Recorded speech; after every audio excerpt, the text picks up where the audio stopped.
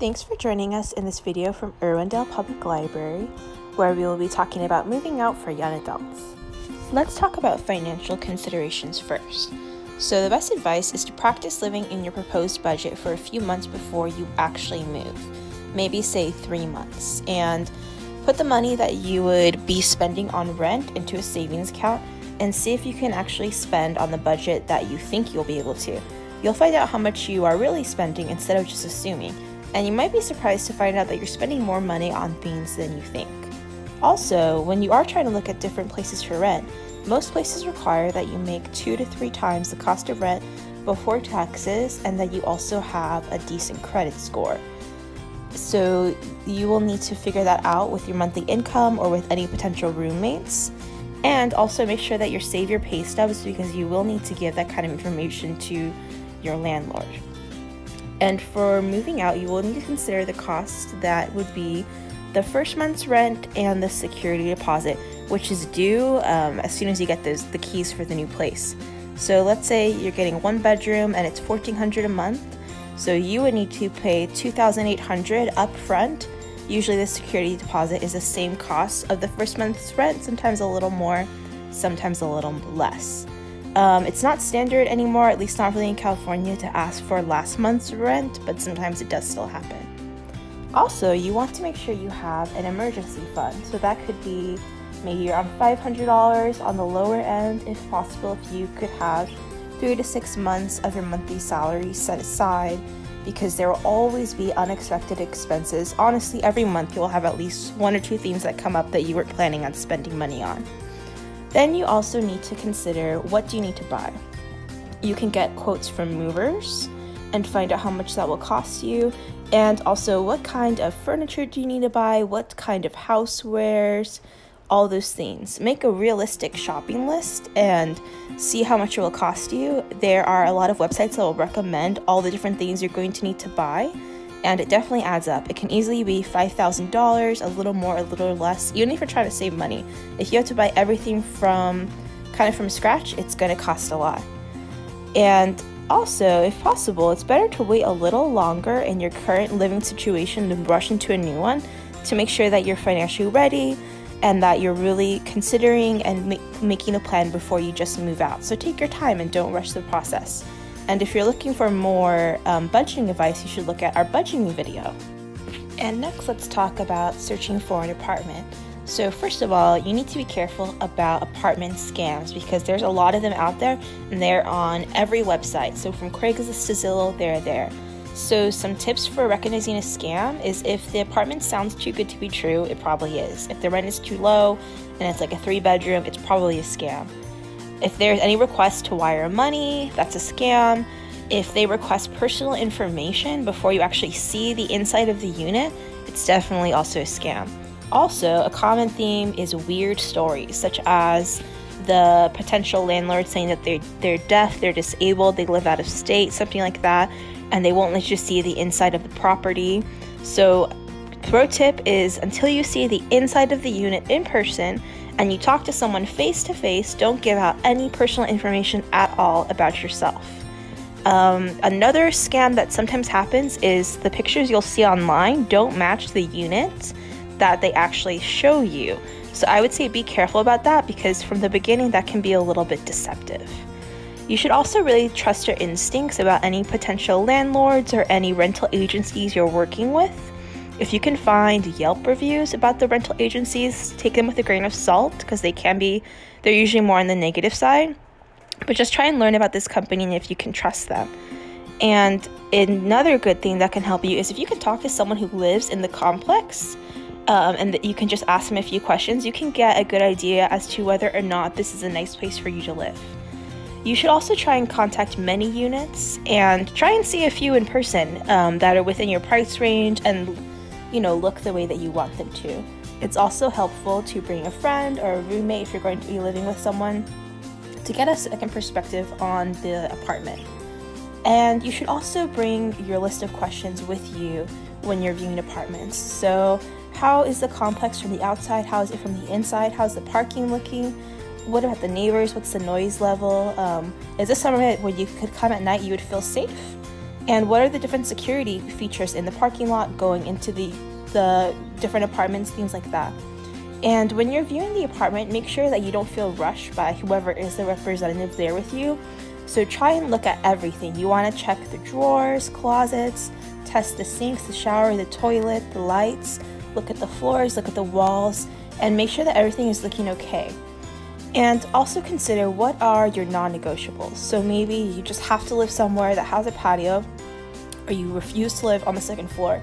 So stick to those if they're really important to you, and try not to compromise.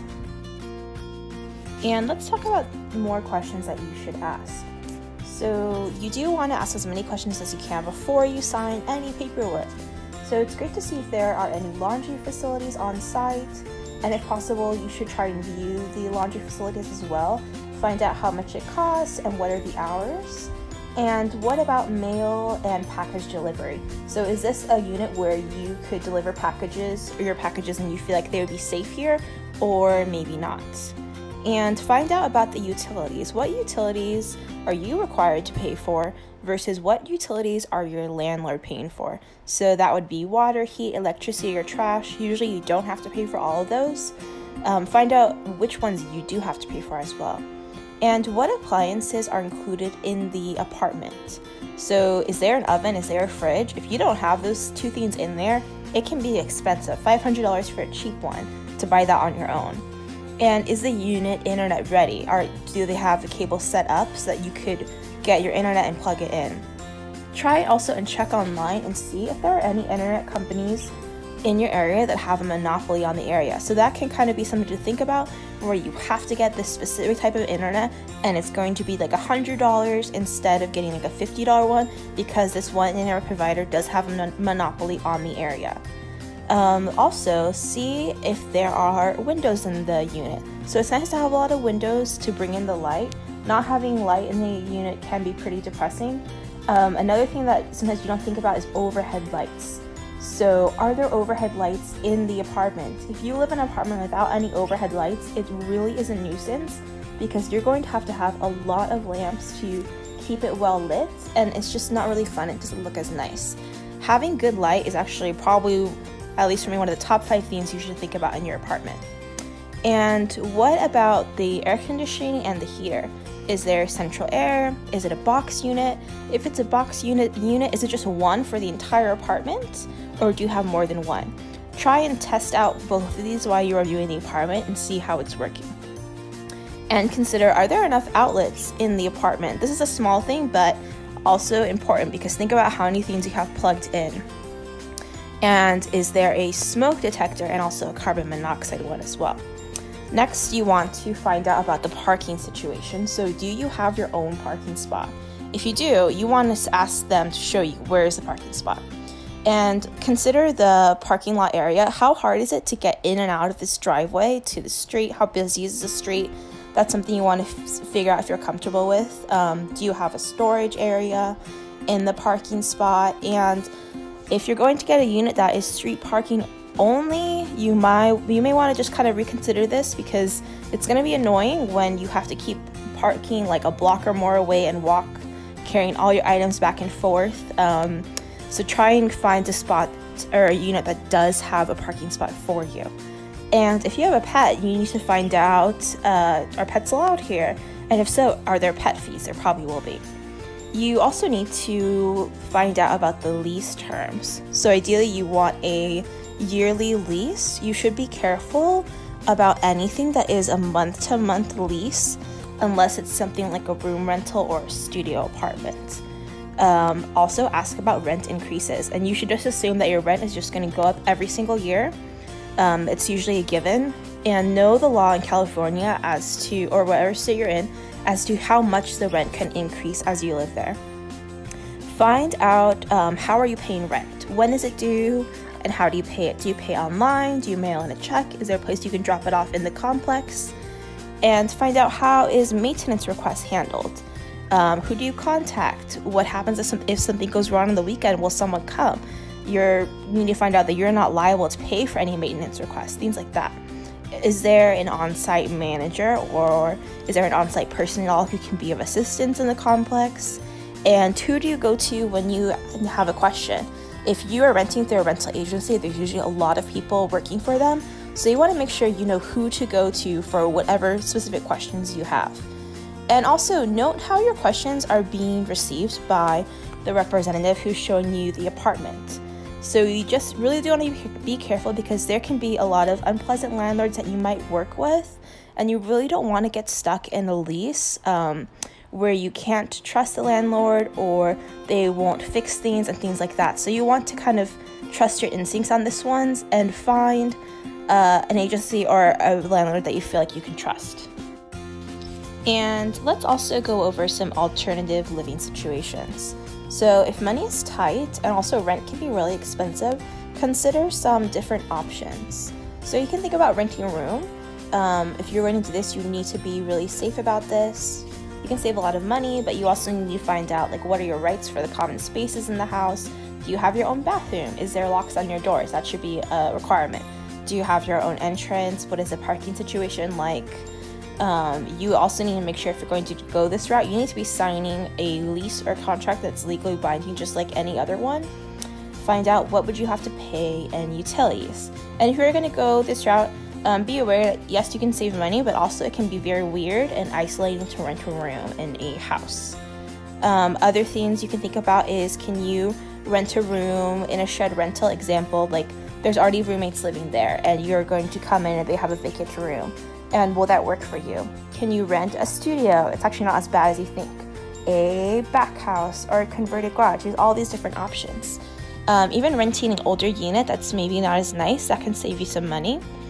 Other ways you can save money, this is kind of obvious, but sometimes you can live in a cheaper area that's a little further away from where you work or where you go to school. And if you're willing to have a longer commute, then this is a great way to save some on your monthly rent. But no matter what you're looking at, make sure you are prioritizing your safety and your comfort when you're thinking of different options you have. Now moving on to roommates. So having a roommate is a great way to save money, or having two roommates, but inevitable conflict. It's going to happen even if you're moving in with your best friend or your partner. It's just going to happen.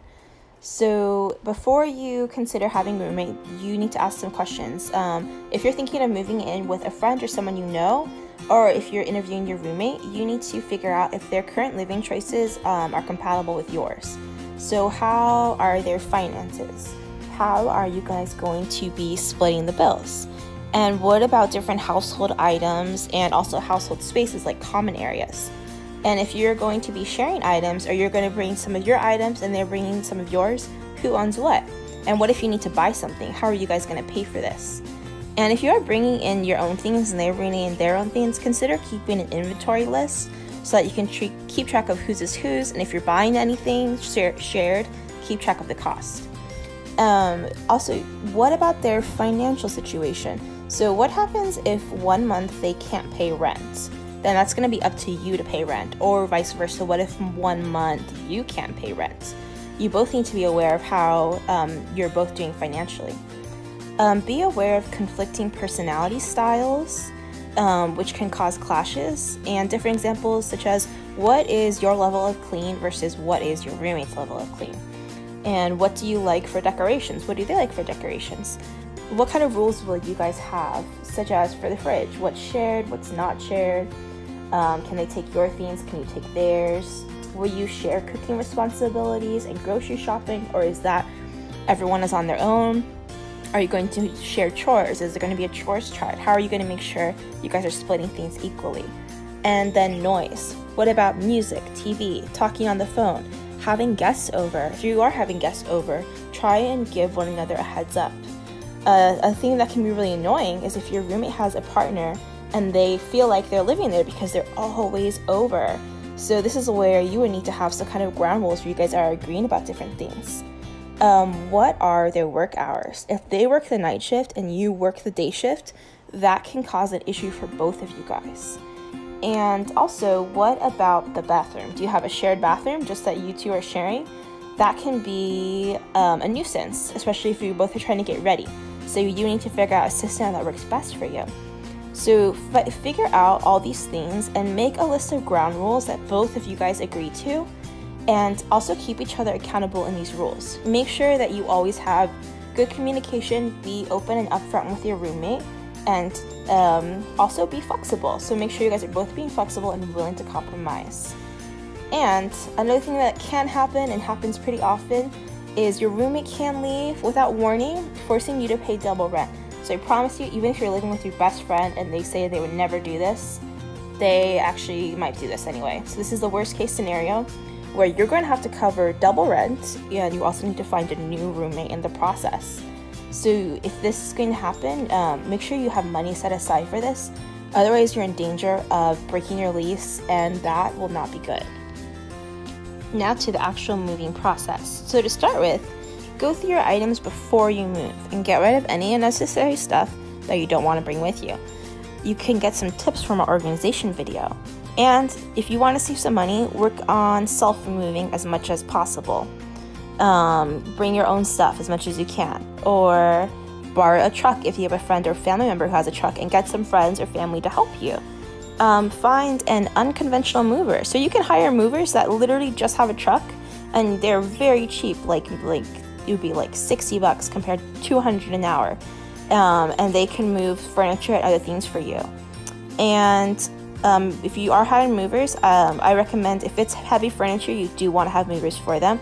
If you're not sure, you haven't moved heavy things before, there is a risk of damage, also of hurting yourself.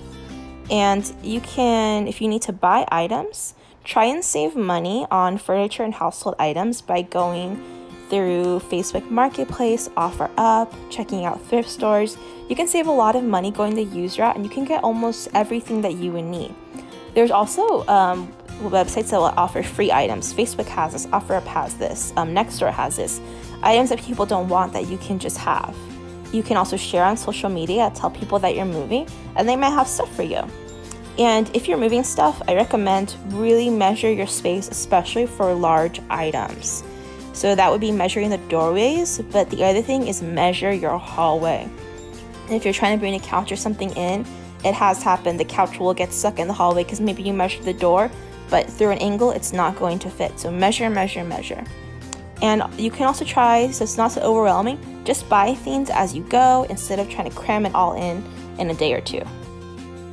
And we'll continue with some more tips. So if you are getting used furniture, be really careful with anything that is soft furniture. So that will be couches or beds, just because of bugs such as bed bugs. You really don't want to risk that. If you're going to buy anything new, we recommend buying that new. Or if you're going the used route, make sure you really inspect the items. Things you can buy that will help you: buy a basic toolkit, first aid kit, some basic medicine, Tylenol, painkillers, stomach medicines. These things are nice to have on hand versus trying to buy them when you're not feeling well. Get the right kind of toilet plunger. So the right kind. It's people accidentally buy like a sink plunger when they want to get the toilet plunger, and buy that before you have an issue. Having a mini fire extinguisher can be nice. Make sure you have extra light bulbs, flashlights, extension cords, tape such as like safety tape or duct tape. Have a step stool. This is so helpful for installing things or reaching things that are up high. Other items that are easily forgotten are extra towels. You're going to need that for spills. Toilet paper, have that before you move in. Soap, and anything else you can think of that's easily to forget. Make extra copies of your keys as soon as you move, and make sure you have them in a place where if you lose your keys, you can access these. So maybe you'd give this to a friend. Have some simple cleaning supplies. So a good tip is vinegar and water can clean actually almost everything and works really well, and it's very inexpensive. Also, you're going to have to set up your electricity and what other utilities you're required to pay for on your own, and actually no one is going to remind you to do this, so you need to do this as soon as you get your keys. Call these companies and set it up, otherwise you are at danger of losing your power, things like that, if you don't do the transfer of ownership. And again, your landlord's not going to remind you, so you got to do this on your own. And let's go over our final thoughts. So consider getting renter's insurance. It's actually very inexpensive. You can get a policy that's $10 to $15 a month, and that will cover you for up to $100,000. So I know you might think this is not necessary, but if there's floods, if there's fires, let's say a flood as in like your apartment floods because of your shower or something, or fires or anything like that, you will be covered, and items that are lost will be reimbursed.